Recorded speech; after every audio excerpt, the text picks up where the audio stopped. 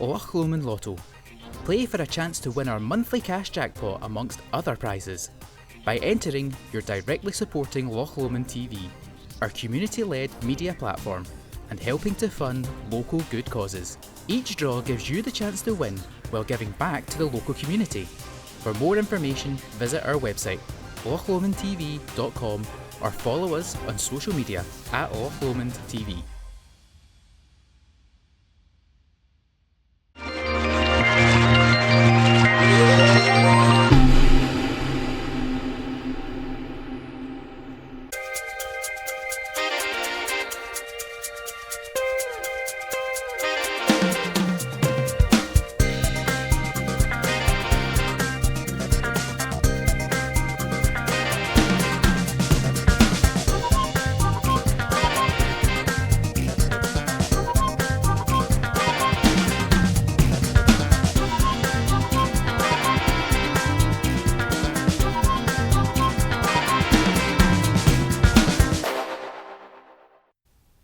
So welcome to this episode of Real People, and today we're talking to Jan Sutherland, who I've actually known for a long time, Jan. We have, from Christie Park school days. From primary school days right till the present day, because I know your brother, best friend still. Yes. But really I want to talk to you about you and your journey from way back to where you are now. Sutherland School of Dancing, very famous in the area. Must be one of the oldest in the area, I would think. Second oldest. Yeah, the Stewarts was the one before it was. Yeah, 1969. Right. My mum started the school. Right. So where was that initially? I think every church hall in Just depended. Alexandria and Dumbarton. I think it's taught everywhere. Right. So, and then you, I remember, were always kind of, maybe it's just my perception of you, you're always a bit show busy. You know, when I went down to London with Ian one time. That's right. Twice actually with Ian. Yeah. And you were in London at the time, Yeah. working there in the West End and all that kind of stuff. Yeah. What were you doing at that time? I was, I've danced since I was 3, 4. I thought I wanted to be an actress, so I went to it's a conservatoire now, but it used to be the Athenaeum. So I did that for a while.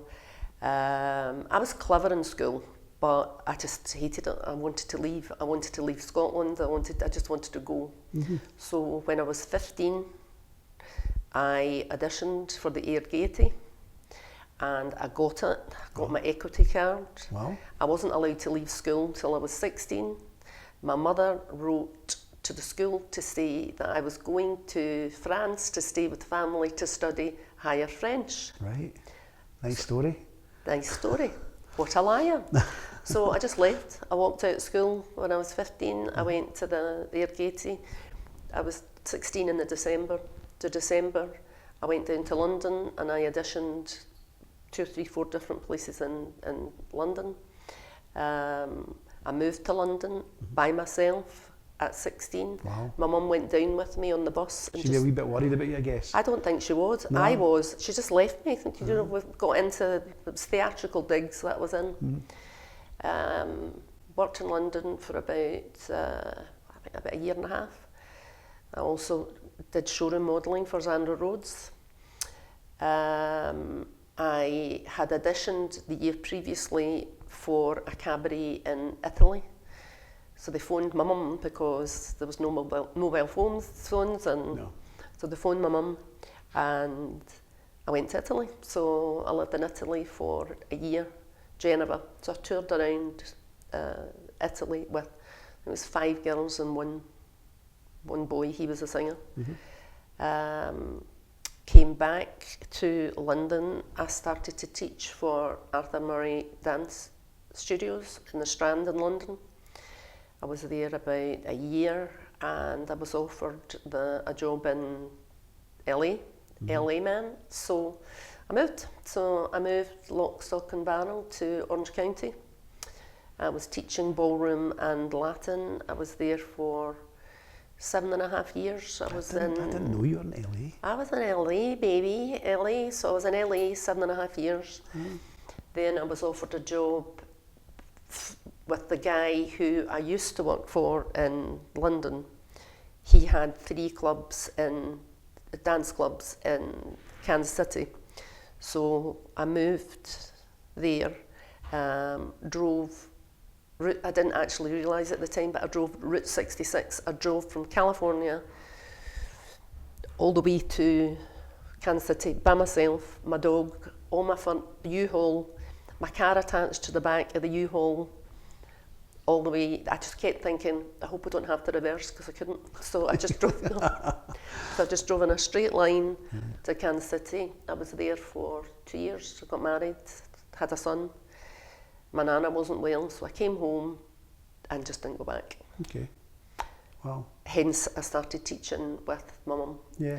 I taught all the classes that she didn't want to teach initially. Right. Okay. So what were they? Disco. Disco, right. Adult tap. Okay.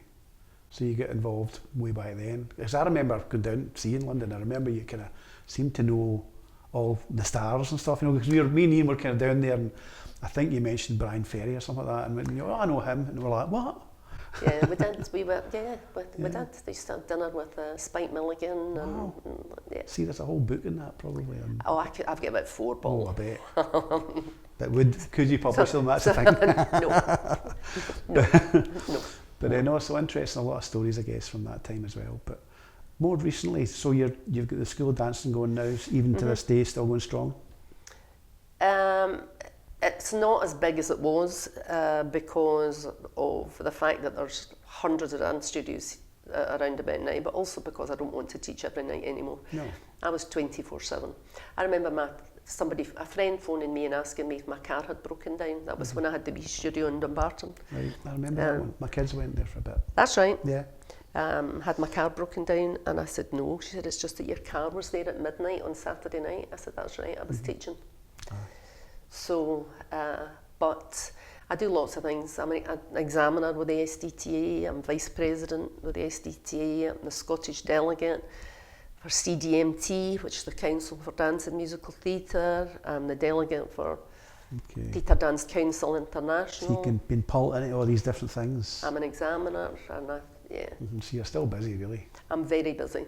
I'm very busy, but I'm still teaching. What's the next big thing that's come up for the dance school? Is there anything coming up soon, like in the future? What I've started to do, which I always thought that I would do, because it was ballroom and Latin that I taught when I was in the States.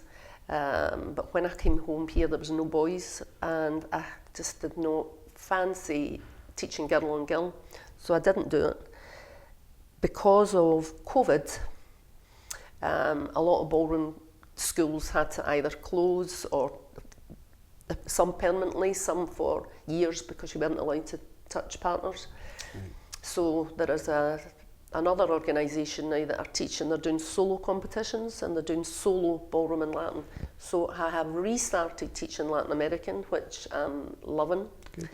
So just get wee ones just now, but we're doing Latin American. Okay. I have something in the pipeline that I can't talk about as yet, but I am considering going down the musical theatre route. And have you any shows coming up in the future? Summer I've got 2 festivals in May, the second weekend in May. Kingdom of the Loch, which is my own festival.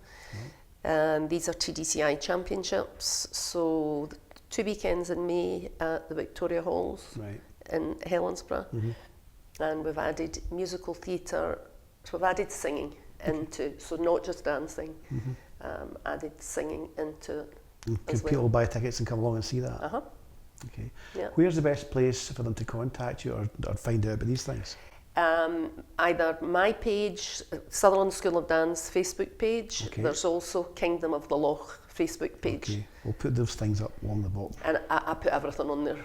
Great, so people can go there, see what's going on, and if they want to come and see a show or something, they can come along. Yep, I mean, some of the talent, they come from all over Scotland to the festivals.